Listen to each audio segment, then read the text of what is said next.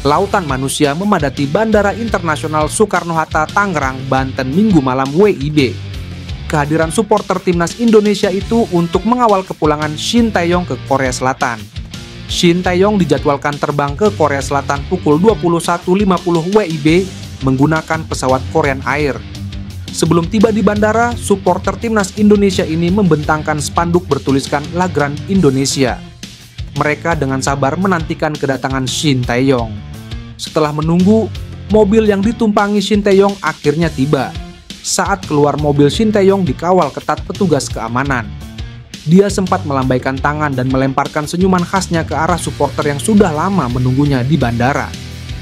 Suasana penuh emosional ini menjadi momen terakhir bagi Shin Tae-yong berada di tanah air.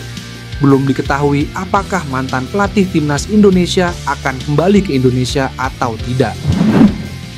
Pemain timnas Indonesia Kevin Dix resmi bergabung dengan klub Liga Jerman, Borussia Mönchengladbach. Kevin Dix menjadi pemain Indonesia pertama yang merumput di Bundesliga. Pengumuman pemain itu disampaikan akun Instagram resmi Borussia Mönchengladbach. Tim memamerkan foto Kevin Dix yang telah melakukan tanda tangan kontrak. Borussia Mönchengladbach telah mengontrak pemain bertahan berusia 28 tahun Kevin Dix untuk tim utama Denmark FC Copenhagen untuk musim baru 2025/66, tulis akun itu. Mönchengladbach menyambut hangat kehadiran pemain berusia 28 tahun tersebut, sebab pemain itu akan menambah kekuatan tim tersebut. Kami menyambut Anda, ujarnya sebatas informasi. Saat ini Mönchengladbach berada di posisi ke-8 klasemen Liga Jerman dengan 27 poin. Poin itu dari 8 kemenangan, 3 imbang, dan 8 kekalahan. Ole Romeni akan menjalani pengambilan sumpah sebagai WNI pada bulan ini. Hal itu diungkap Menpora Dito Aryo Tejo soal perkembangan proses naturalisasi Ole. Bulan ini, sementara baru Ole, kata Dito. Namun Menpora Dito tidak menjelaskan detail tanggal pengambilan sumpah oleh Romeni akan dilakukan. Dia hanya menyebut saat ini baru Ole yang akan diambil sumpah. Sebelumnya, pelatih timnas Indonesia yang baru Patrick Kluivert sempat mengatakan jika dirinya telah berbicara dengan beberapa pemain diaspora, salah satunya Jairo Riedewald. Ia menyebut saat ini tengah berjuang agar proses naturalisasi Jairo bisa dipercepat. Ketum PSSI Erick Thohir pun menanggapi soal pernyataan Kluivert. Erick membenarkan ada upaya tersebut, namun tidak disebutkan jumlah pemain diaspora yang sedang didekati. Soal kans adanya penambahan pemain naturalisasi lainnya, Erick menjelaskan bahwa pelatih timnas Indonesia Patrick Kluivert akan melakukan pemantauan di Februari. Seperti yang disampaikan Coach Patrick, bahwa pemain Indonesia adalah jantung daripada tim nasional. Makanya beliau di bulan Februari ini kembali memantau para pemain tim nasional. Untuk pemain-pemain yang berkarir di luar negeri, beliau akan menghubungi lewat telepon saja karena mereka main di berbagai liga. Ada di Inggris, Belanda, Belgia, Copenhagen, dan lain-lain. Jadi tentu timnya akan memantau seksama sesuai target-target, tutupnya. Persiapan matang sedang dilakukan oleh pelatih timnas Australia jelang laga melawan timnas Indonesia di putaran ketiga kualifikasi Piala Dunia 2026 zona Asia. Pertandingan tersebut dijadwalkan berlangsung di Sydney Football Stadium pada 20 Maret 2025 mendatang. Baru-baru ini pelatih timnas Australia, Tony Popovic, berbicara soal pergantian pelatih di skuad timnas Indonesia. Ia tak menyangka bahwa pelatih sebelumnya, yakni Shin Tae-yong, akan diganti dengan pelatih asal Belanda, Patrick Kluivert.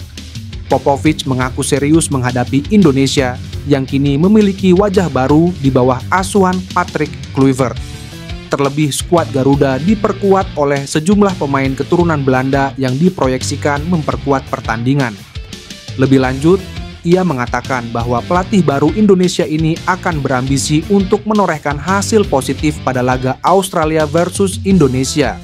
Selain itu, ia menyampaikan bahwa pihaknya yakin timnas Indonesia memiliki performa yang bagus dalam pertandingan.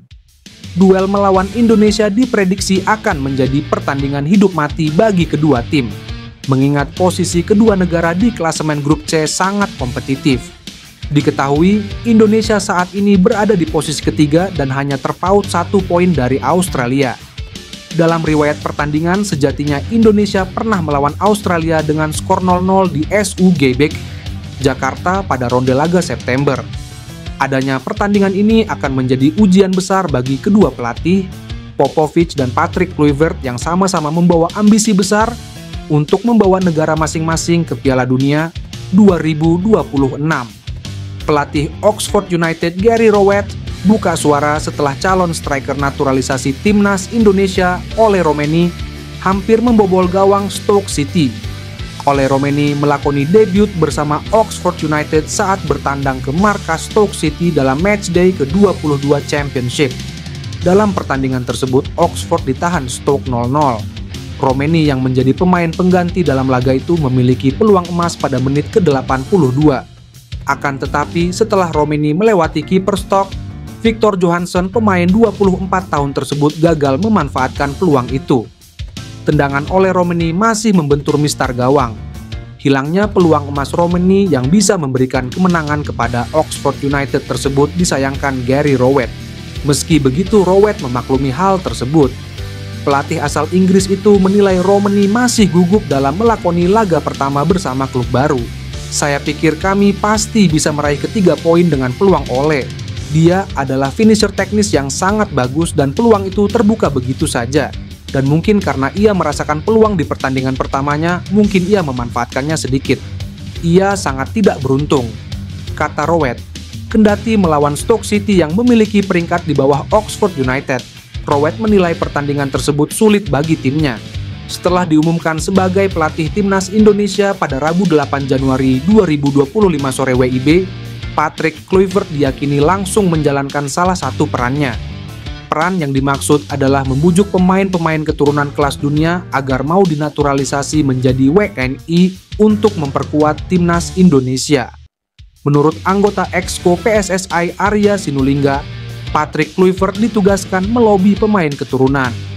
Lantas, siapa saja pemain yang berpotensi luluh ketika didekati nama besar Patrick Kluivert?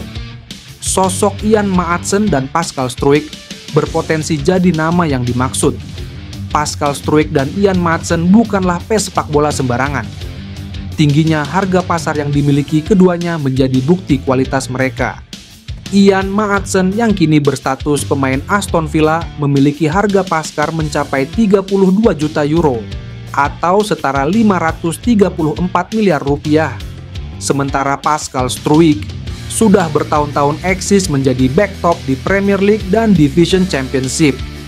Kini harga pasarannya mencapai 15 juta euro atau setara 250 miliar rupiah.